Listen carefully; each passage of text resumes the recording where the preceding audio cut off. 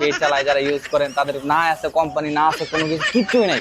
Malaysia বিয়ে করে নাই, কোম্পানি নাই, কোনো কিছু নেই, হয়তো অন্য কারোর মাধ্যমে কাজ। আদনান ভাই, আমি ভাই খুবই অসহায়, অভাবী মানুষ।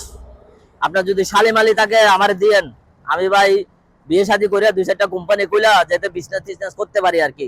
মাইন্ডে নিয়েন না, ভিডিওটা করতেছি।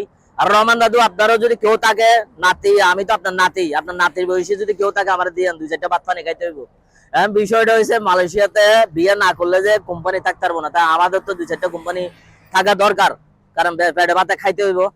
এমন না যে মালয়েশিয়াতে আপনার বিয়ে না করলে কোম্পানি নাই, এরকম অনেক বাংলাদেশি প্রবাসী আছে আমার মালয়েশিয়াতে বিয়ে না করে 2-4টা কোম্পানির মালিক এবং কোটি কোটি টাকা কামাইতেছে।